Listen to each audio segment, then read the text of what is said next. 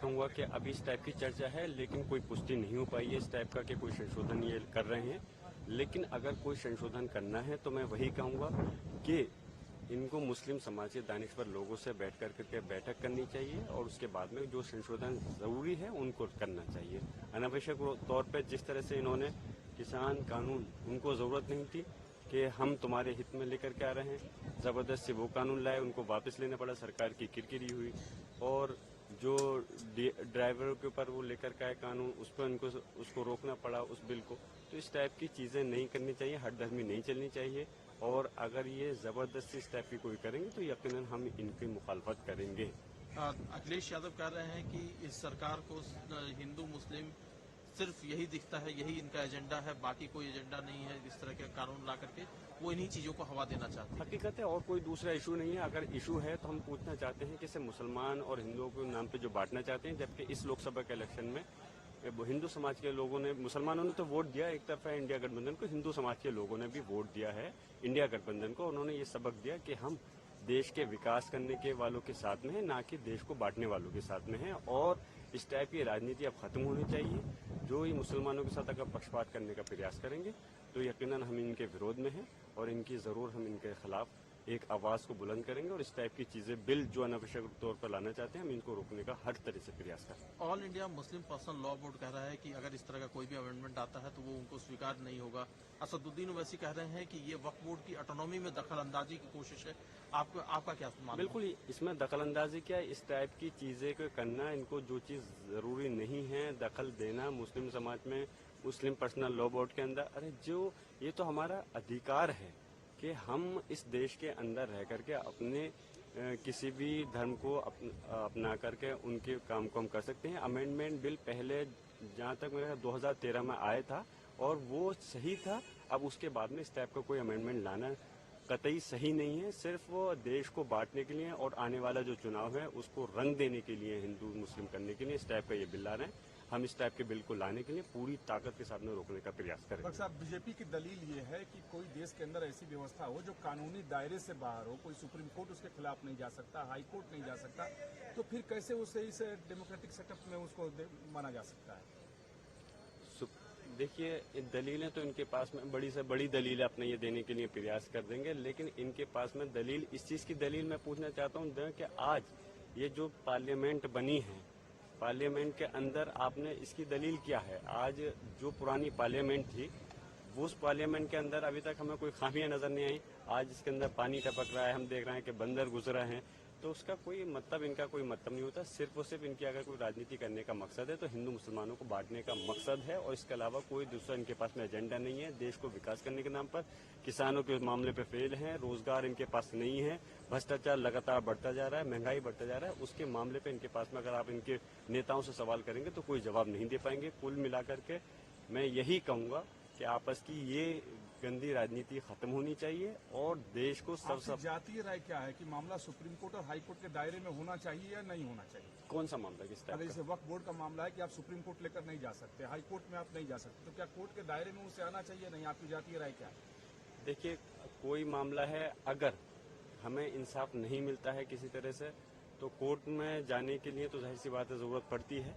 अब इस टाइप की अभी मैं पूरी तरह से स्टडी नहीं कर पाया हूं कि जब इनका बिल अगर इस टाइप का लाएंगे तो उसके बाद में ही पूरी तरह से कह पाऊंगा कि इनका बिल लाने का मकसद क्या है और क्या संशोधन करना चाहते हैं। तभी मजबूती के साथ उस पर मैं अपना पक्ष रख पाऊंगा। अभी तो सिर्फ एक चर्चा है, उसी के आधार पर हम अपनी बात को रख रहे हैं।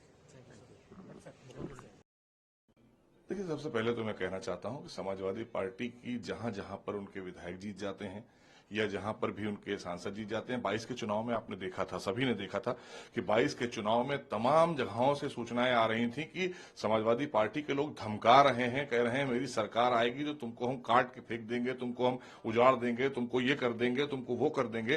तो ये प्रवृत्ति समाजवादी पार्टी की है, पूरा प्रदेश के एक एक लोग जानते हैं और जो कुछ वहां हुआ है इस बारे में भी सब जानते हैं कि वो व्यक्ति कौन है, किसका संरक्षित व्यक्ति है और किस पार्टी से रिलेटेड है। वो वहां लगभग 10-12 साल से समाजवादी पार्टी का ही सदस्य है और अध्यक्ष भी है, बताया जा रहा है कि वहां का नगर का अध्यक्ष भी है। तो आप अगर उस पर कोई इल्जाम आया है, किसी महिला ने इल्जाम लगाया है, तो ये डीएनए कराने की बात आज आपको कैसे याद आ रही है? आपने अपनी सरकार में डीएनए कितने करा लिए और अगर ऐसी ही कोई परेशानी की बात है तो आप उसको आने दीजिए सामने है और आकर सामने बात हो ना, अदालत के सामने जाइए, अदालत को फेस करिए। आप तो सब चीजों में उठाकर कि ये मुसलमान विरोधी हैं, ये संविधान विरोधी हैं, सब कुछ आप ही लोग करते हैं। अपराध आपकी सरकार में सबसे ज्यादा हुआ, सबसे ज्यादा आपकी सरकार के दौरान बलात्कार हुए, सबसे ज्यादा आपकी सरकार के दौरान लूट और हत्याएं हुई, और इल्जाम दूसरे पर लगाते हैं।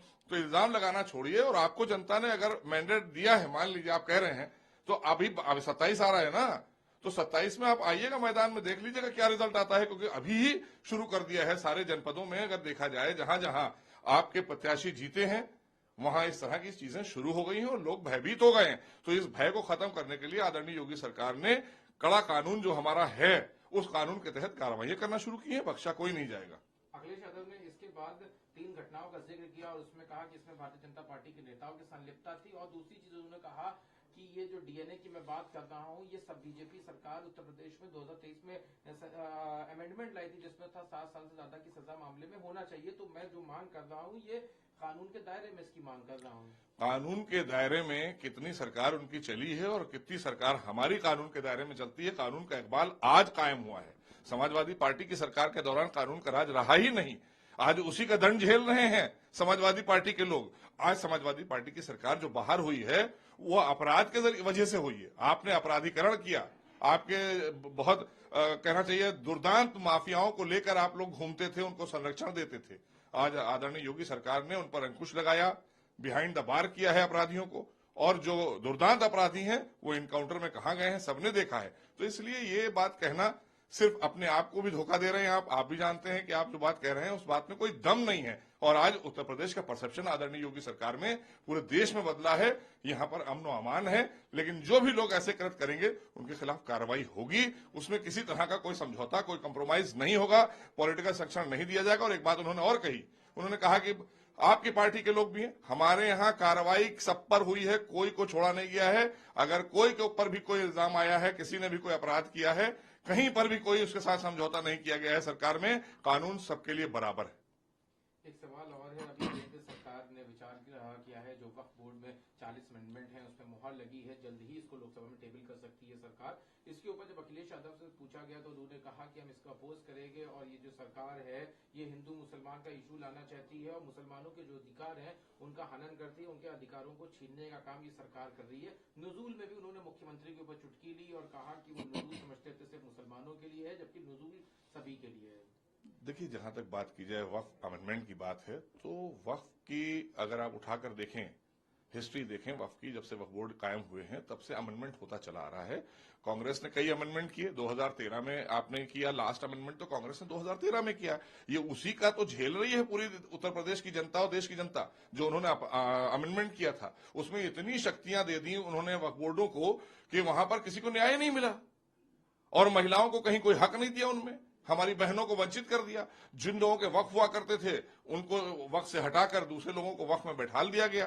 तो ये आपने देखा कि वक्फ बोर्डों ने अपनी जो उनको शक्ति दी गई थी उससे ऊपर उठकर काम किया, क्योंकि आपने लचर पचर जो ये एक बनाकर दिया था अमेंडमेंट एक्ट, उसकी वजह से ये हुआ। आज इसमें पारदर्शिता लाई जाएगी, पारदर्शी बनाया जा रहा है ताकि सबको न्याय मिल सके। बहुत से लोगों की संपत्तियों के मामले हैं जो कहते हैं कि हमारी संपत्ति गलत तरीके से वक्फ में आ गई है, तो उनको कैसे न्याय मिलेगा।